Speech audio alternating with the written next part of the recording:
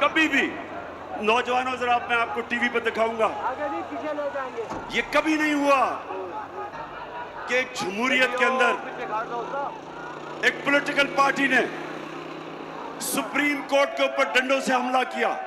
ये कभी नहीं हुआ कहीं। ये जरा भी देखें।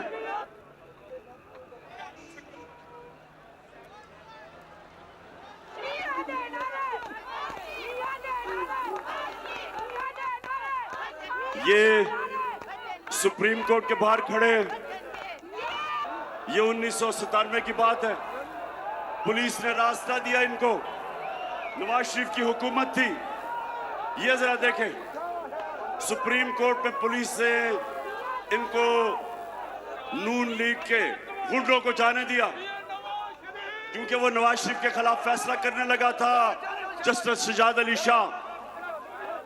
और ये देखें कि पुलिस तमाशा देख रही है और डंडे लेके 1997 में ये देखें सुप्रीम कोर्ट के अंदर घुस गए। दीवारें टाप के सुप्रीम कोर्ट के अंदर जा रहे हैं। ये मैं आपको ऐसे कमेंट्री दे रहा हूं जैसे क्रिकेट मैच की कमेंट्री हो रही हो। अब ये देखें,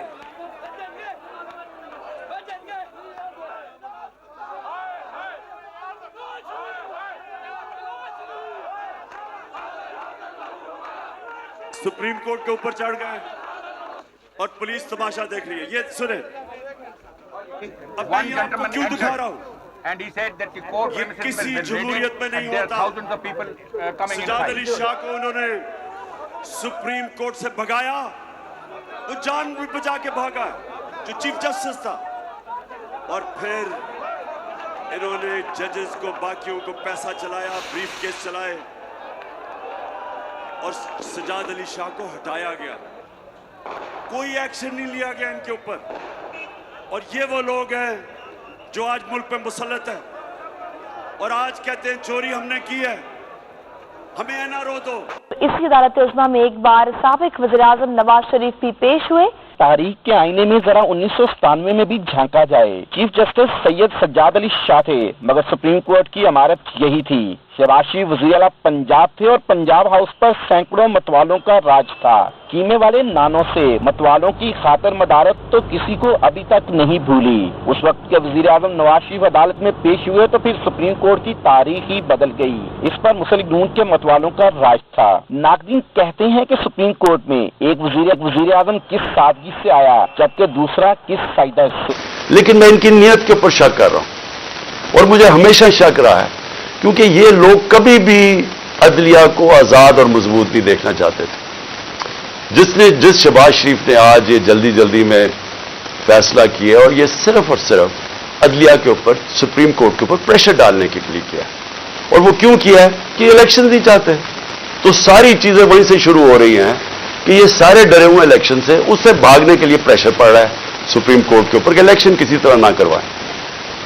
तो लिए मैं क्यों इनकी नीयत के ऊपर शक करता हूं। ये वो लोग थे, ये शरीफ खानदान, इन्होंने सबसे पहले 1990 के अंदर जब प्लॉट्स के ऊपर इनको बुलाया गया, इन्होंने नवाज शरीफ ने बड़े ज्यादा प्लॉट्स दे दिए थे, रिश्वत दी थी लोगों को, पता नहीं पैसे अरबों रुपए के बनाए थे। मैं 1990 की बात कर रहा हूं। तो एक जज ने, लाहौर हाई कोर्ट ने इनके ऊपर नोटिस ले लिया।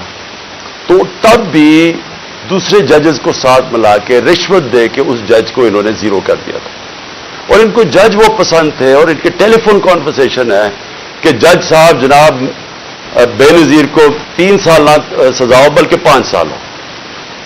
ये वो हैं जो कि इनकी टेलीफोन के ऊपर जजेस इनके ऊपर लाइन पे होते थे। ये वो लोग हैं जिन्होंने सुप्रीम कोर्ट के चीफ जस्टिस के ऊपर हमला किया। एक सज्जाद अली शाह जैसा एक ईमानदार, दयानतदार जज चीफ जस्टिस के उसके सुप्रीम कोर्ट पे हमला करके उनको वहां से वो जान बचा के भागे। और उसके बाद रफीक तारड़ जिसको इन्होंने सदर बनाया था, उसने वो ब्रीफ केसेस लेके गए और इन्होंने क्वेटा बेंच को खरीदा। ये सज्जाद अली शाह ने अपनी किताब में लिखा है। और इन्होंने रिवोल्ट करवाई, तकसीम किया और इस तरह एक सिटिंग चीफ जस्टिस को हटाया। अब इनकी ये तारीख है। اور یہ جج وہ چاہتے ہیں جو کہ ایسے امپائر جو ان کے ساتھ ہوتے ہیں. ان کو کبھی نیوٹرل امپائر کا کانسیپٹ نہیں آیا, کیونکہ یہ انہوں نے غلط کام کرنے ہوتے ہیں. جو بھی غلط کام کرتا ہے وہ ایک آزاد اور مضبوط اور کریڈیبل عدالت کو کبھی نہیں آنے دے گا.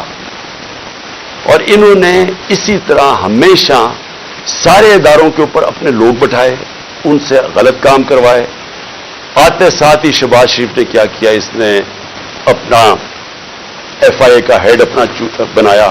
اس نے اس کی 16 ارب روپے کے کیسز تھے, 4 اس کے اندر گواہ تھے جو کہ 2 مہینے کے اندر سارے ہارٹ اٹیک سے مر گئے. جو ڈاکٹر رضوان ایف آئی اے کا تھا جس نے انویسٹیگیشن کی, اس کو ہارٹ اٹیک ہوا, وہ بھی مر گیا. تو وہ سارا ختم کروایا. 8 ارب روپے کے ان کے منی لانڈرنگ کے کیسز تھے نیب کے اندر, اس کے اندر بھی آتے ساتھ ہی پہلے اپنا آدمی رکھوایا, اور اپنا جو انہوں نے آدمی نیب کا ہیڈ لگوایا اس نے بھی آخر میں استعفیٰ دے دیا کہ میں نے ان کے لیے کام کرتا, ہی غلط کام کرواتے. دونوں اداروں کی کریڈیبلٹی ختم کی. نہ ایف آئی اے کی کوئی کریڈیبلٹی رہ گئی, نہ نیب کی. وہ 2 ادارے رہ گئے جو ان کا صرف اور صرف کام پولیٹیکل وکٹمائزیشن, مخالفین کے خلاف کیسے کیسز کریں. اور ان کے ساروں کے کیسز جو 30 سال سے اس ملک کو لوٹ رہے تھے, ان کے کیسز ختم ہو گئے. تو انہوں نے جو آج یہ جو ایک عدالت کو پریشرائز, سپریم کورٹ کو پریشرائز کرنے کے لیے اور چیف جسٹس کو کیا, ساری قوم آج, جبکہ وہ ہم سب چاہتے ہیں کہ عدالتوں کے اندر ریفارمز ہوں, لیکن ان کی نیت کے اوپر آج ساری قوم سمجھ گئی ہے کہ ان کا صرف مقصد ہے الیکشن سے بھاگنا. اور ان کی ساری جو چالیں ہیں اب چل رہی ہیں, اور ان کے ساتھ ہینڈلرز ملے ہوئے ہیں. مجھے افسوس سے کہنا پڑتا ہے کہ جو اپنے آپ کو نیوٹرل کہتے ہیں وہ ان کے ساتھ جا کے کھڑے ہو گئے. اور میں اس کے اوپر بھی بات میں آؤں گا کہ پھر کیسے توقع کرتے ہیں کہ جب لوگ تنقید کرتے ہیں تو وہ کہتے ہیں کہ جی دیکھیں کسی ادارے کی توہین ہوگی. تو جب آپ ان لوگوں کے ساتھ کھڑے ہو جائیں گے جن کو 30 سال سے پاکستانی قوم جانتی ہے, جن کی کرپشن کے اوپر کتابیں لکھی گئی ہیں, تو پھر کیسے سمجھتے ہیں کہ لوگ بھی چپ کر کے نیوٹرل ہو جائیں گے اس کے اوپر. اب میں دوسری چیز پہ آتا ہوں کہ جب انہوں نے فیصلہ کیا کہ ہم نے الیکشن نہیں کروانے, تو پھر انہوں نے رہنا کیسے تھا اقتدار میں. اس وقت جنرل باجوہ نے ان کے ساتھ مل کے جو پاکستان میں ہیومن رائٹس وائلیشن کی, میں آپ کو چیلنج کرتا ہوں کہ پاکستان کی جمہوریت کی تاریخ میں اس کی کوئی مثال نہیں. شاید عامروں کے دوران ہو, جنرل مشرف کے دور میں جب میں اپوزیشن میں تھا, میں جیل بھی گیا 8 دن, میں نے کبھی اس طرح کی ظلم نہیں دیکھا, تشدد نہیں دیکھا جو جیلوں میں انہوں نے کیا, جو یہ جنرل باجوہ نے ان کے ساتھ مل کے, جیسے ہی ہماری گورنمنٹ گئی اس کے بعد شروع 25 مئی سے